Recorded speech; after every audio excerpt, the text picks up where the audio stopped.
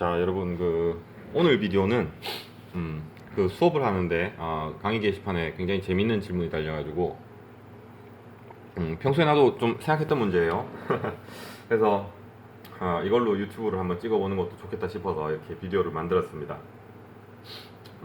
이 질문은 뭐냐면, 이제 여름 피서지에 뭐 계곡 같은 데 가면은 거기 이제 뭐 이렇게 포장마차 뭐라 그러지, 그 가건물, 아니면은 뭐 슈퍼마켓 같은 데도 그렇죠, 그죠? 이제 손님이 많이 오면은 아이스박스에 이렇게 얼음을 가득 채워놓고, 물도 얼음하고 물이 시원하게 채워져 있죠, 그죠? 그래서 이제 뭐 맥주 같은 거 하고 생수하고 뭐 콜라 캔 같은 거 이렇게 막 담궈져 있습니다. 이렇게 보면 되게 시원해 보이죠. 문제는 좀 비싸다는 거지.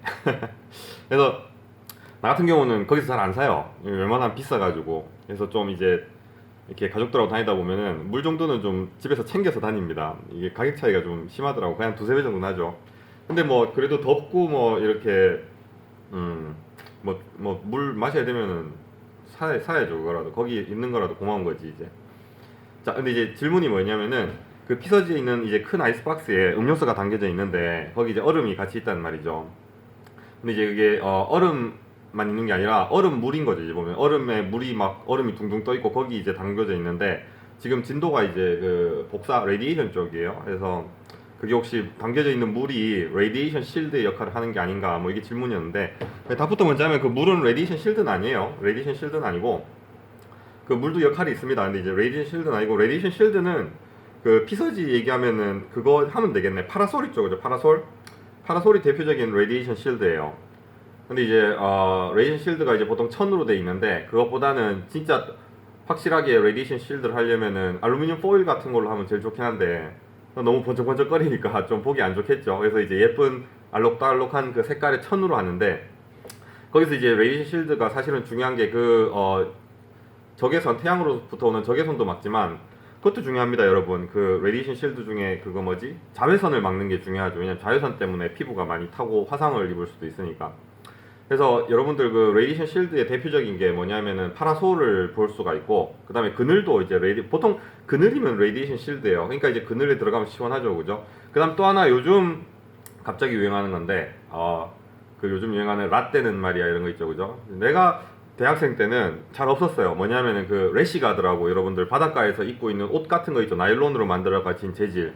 그게 이제 입으면은 그게 이제 그 자외선을 차단해서 안 타게 해주잖아, 그죠? 그래서 그게 이제 레디에이션 실드 역할을 하는 건데, 그것도 여러분 살 때 잘 봐야 되는 게 그 UV 차단 지수가 있습니다. 그래서 볼 때 이제 천이 피부를 덮는 것 같아도, 그 천을 자외선이 통과하면은 입고 있어도 의미가 없죠. 그거 입으면 좀 덥고 이렇게 답답한데, 해서 그렇게 택이나 이렇게 설명하는 그 가격표 같은 데 보면은 그 여러분들이 있는 래시가드가 이제 그 UV 자외선 차단 지수가 얼마인지가 적혀 있어요. 그래서 그거를 확인하고 사는 게 돈을 좀 지불하더라도 맞습니다.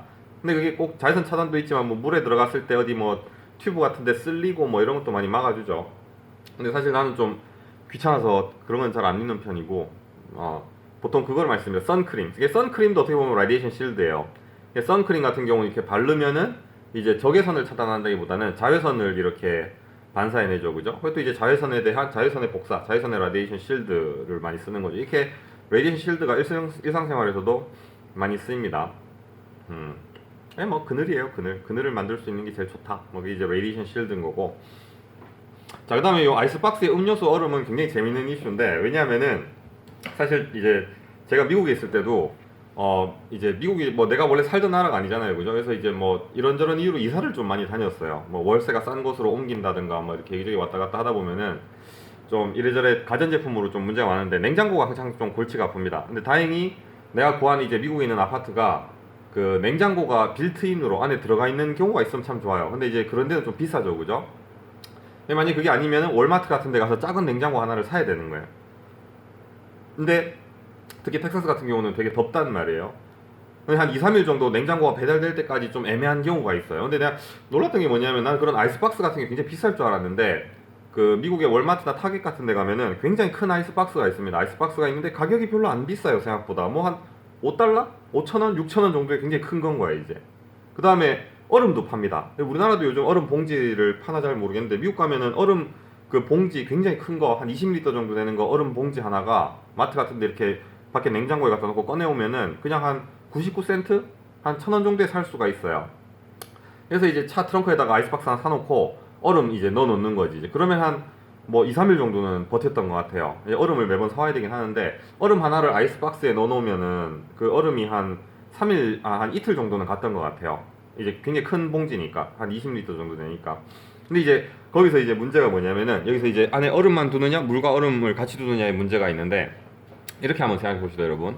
아이스박스가 이렇게 있을 때 이제 뭐 음료수가 네, 그림을 잘 못 그리는데 음료수가 이렇게 있어요, 그죠? 여기 이제 물이 채워져 있고 얼음도 같이 채워져 있는 거지. 요 경우가 있고, 그 다음에 이제 아이스박스가 이렇게 있고, 그 다음에 이제 음료수가 이렇게 있어요, 그죠? 음료수가 있고 이제 얼음만 주변에 채워져 있는 거예요, 그죠? 근데 대부분 여러분 피서지 가서 있는 아이스박스 보면은 이렇게 얼음만 채워져 있는 경우는 거의 없고, 이렇게 대부분 물하고 얼음이 같이 채워져 있을 겁니다.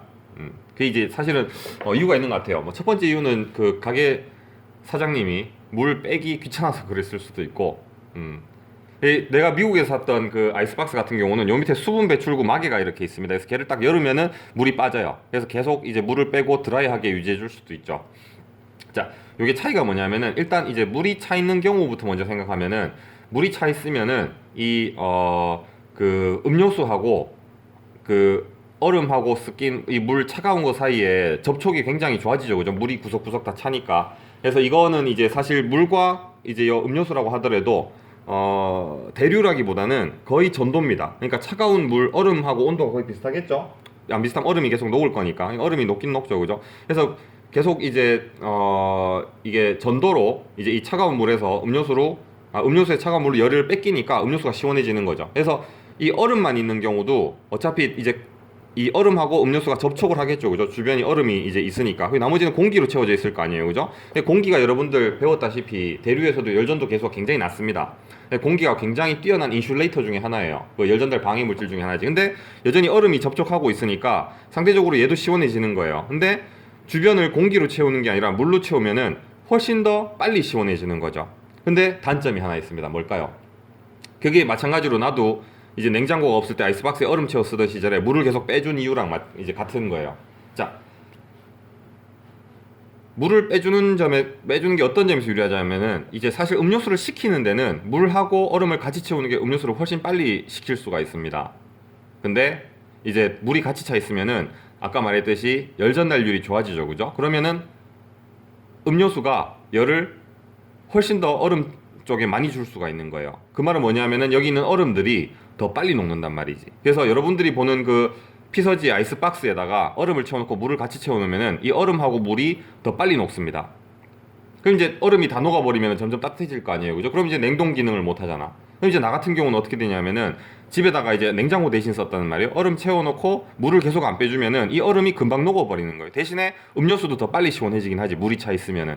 근데 뭐 음료수 대충 넣어놓고 기다리면은 웬만큼 내가 필요한 만큼 시원해진단 말이에요. 그러면 나는 거기 월마트 같은 데 가가지고 얼음을 좀 덜 사고 싶은 거야. 그럼 가능하면은 온도는 그냥 적당히 시원하게 유지한 채로 물을 계속 빼주는 게 이 박스 안에 있는 얼음이 더 오래 갑니다.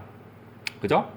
그러니까 이제 적당한 레벨의 전도율로 내가 이제 그 유지를 해주는 거지. 그래서 뭐 얼음 사러 한 뭐 3일에 한 중간에 한 번만 갔다 오면은 그냥 안에 고기도 넣어놓고 뭐 이렇게 음료수 넣어놓고 물 같은 거 시원하게 먹을 때 물을 계속 빼주는 게, 내가 얼음을 적게 채워 넣어도 되니까 이 얼음 봉지를 사가지고 적게 채워놓으니까 유리한 거죠. 자, 그러면은 마찬가지로 여기 이제 피서지에 있는 사장님들도 사실은 이제 이 물을 계속 빼주면은 얼음들을 더 오래 냅둘 수가 있어요. 그래서 얼음을 덜 채워놓어도 되는 거지. 그럼 사장님도 덜 귀찮겠죠, 그죠? 근데 왜 얼음하고 같이 채워놓느냐? 자, 문제는 뭐냐면은 나는 혼자 살면서 아이스박스에서 얼음을 빼기 때문에 이거를 열거나 닫을 일이 많이 없고, 이 안에 있는 고기나 음료수를 뭐 계속 빼진 않잖아요, 그죠? 그러니까 뭐 적당히 시원해지면은 그 시원해진 음료수를 그대로 오래 유지하는 게 이제 목적인 거고. 자, 여러분 피서지 같은 데 가면은 이제 얼음물에 이제 음료수가 담겨져 있습니다, 그죠? 그러면은 손님들이 온단 말이에요. 그래서 하나를 뿅 사갑니다. 그럼 비죠, 그죠? 그럼 사장님이 또 하나 채워놓죠. 이 채워놓는 건 미지근하단 말이지. 근데 다음 손님이 와가지고 이 방금 채워놓은 거 빼갔는데 이게 안 시원한 거야. 그러면은 이거 환불해 주세요 막 이러면 골치 아프겠죠, 그죠? 근데 차라리 얼음 채워놓고 얼음이 빨리 녹더라도 이 사장님 입장에서는 냉각 기능이 강력해가지고 음료수를 다시 넣었을 때 얘가 빨리 시원해져야 되는 거예요. 그래서 빠지는 만큼 바로바로 채워넣어야 되는 거죠. 그 경우에는 그냥 얼음만 있는 것보다 얼음이 좀 빨리 녹더라도 물을 같이 채워넣는 게 냉각 효과가 훨씬 좋은 거예요. 그래서 이제 뭐 사장님 이것까지 계산했는지 모르겠는데 내가 볼 때는 굉장히 스마트한 어떤 액션인 것 같습니다. 내가 만약에 그런 포장마차 같은 데서 이제 사람들이 많이 오고 이제 물을 빨리 시원하게 팔아야 된다 그러면은 뭐 냉장고에 넣는 것도 방식인데 냉장고 전기세도 많이 들기도 하죠. 그다음에 냉장고 문도 열었다 닫았다 하고 이러면은 그리고 냉장고도 기본적으로 주변에 그 냉동 이제 그 냉매관이 돌아가지만 공기가 있기 때문에 넣어놓으면은 어는데 시간이 좀 오래 걸립니다. 시원해지는데. 아니면 냉장고를 되게 세게 틀어야 된다. 그럼 이제 전기가 많이 들겠죠, 그죠? 근데 얼음 넣어놓고 물을 채워놓으면은 거기 물 물론 깨끗해야 되겠죠, 그죠? 물 채워놓으면은 거기다 음료수 딱 담그는 순간 이게 주변에 물과 밀접하게 붙은 그 전도로 인해서 빨리 이렇게 열 전달이 돼서 빨리 시원해지는 거죠. 그래서 빨리 시키고 손님 오는 대로 빨리 팔고 그냥 다시 채워놓고 이러려면은 물하고 얼음하고 썩는 게 낫고 그냥 그거 없이 냉장고 대용으로 그냥 뚜껑 닫아놓고 오랫동안 시원하게 두고 싶으면은 얼음을 둔 다음에 물을 계속 빼주는 게 낫죠. 그런 겁니다. 이런 거 여러분들 요즘 이제 피서 시즌인데 물론 이제 코로나 때문에 좀 골치 아프긴 하지만 가서 그 어디 뭐 길거리에 있는 노점상 같은 데서 얼음하고 물 채워져 있는 거 보면은 아 이게 물이 열전도율이 공기보다 좋기 때문에 얼음하고 물하고 같이 채워놓으면 빨리 시원해진다. 그래서 뭐 손님이 와서 사가도 다시 채워넣었을 때 바로 시원해진다고 아 내가 배웠다 이러면은 좀 아 그래도 학교에서 좋은 거 배웠구나 이렇게 생각하겠죠, 그죠? 자, 그 다음에 내가 이제 계속 전도라고 얘기를 했어요. 그러니까 얼음이 여기 이제 그 음료수하고 접촉하는 경우는 당연히 전도죠, 그죠? 근데 여러분들이 이렇게 생각할 거란 말이에요. 아니 교수님 여기 물이 이제 음료수하고 접촉하는데 이게 이제 물과 액체와 고체이기 때문에 대류지 이게 왜 전도입니까? 이렇게 생각할 수도 있겠죠, 그죠?